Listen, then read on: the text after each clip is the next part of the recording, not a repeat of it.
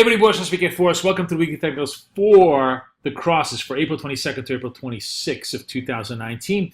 The crosses this week is really primarily an Aussie trade in some ways, but also a lot of the contrarian views, I think, on almost all of them.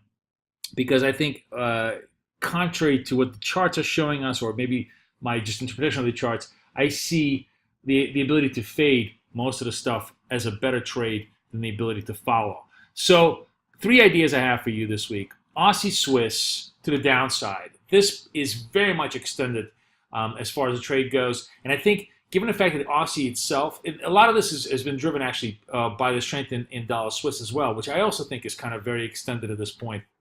But this is as much a technical mean to reversion trade, a reversion to the mean trade, as anything else. But also, I think the fact that Aussie itself is vulnerable to a pullback. So I like this trade to the downside. I'll show you the charts.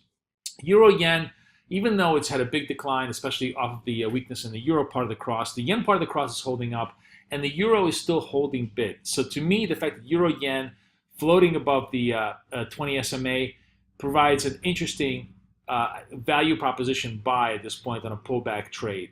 And finally, the trade, and this trade could really go very, very ugly against you if the Bank of Canada turns out to be super dovish.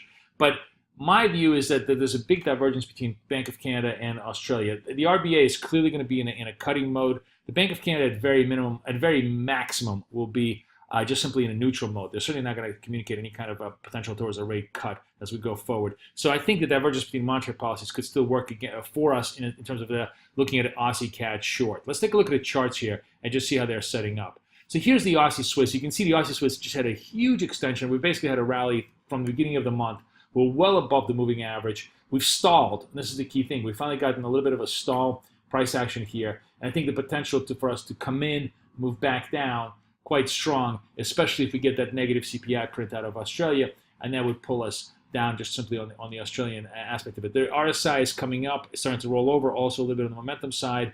We've come up, past few times we've come up into the 60s and rolled over. It's given us plenty of opportunity for some corrective moves. I'm not looking for it to really fall hard, but I think there's a chance here to pull back at least to 7150 to 7100.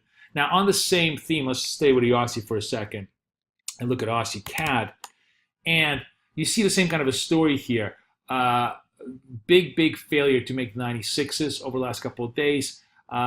Still pulled away from moving average. The idea here, it's really been a very much up down to the moving average trade over the last 6 months or so. So trading the odds, playing the odds that we're going to have a little bit of a reversion to the mean here, plus the fact that Australian data fronts the Canadian data, so we may have a negative data in Australia before the BOC, which gives us a chance to kind of resolve to the 95s. I think positions us relatively well into the front of the week. Certainly technicals are showing us a big flame out ahead of the 96s, so I want to try and trade this to the downside and see if there's some continuation of the failure.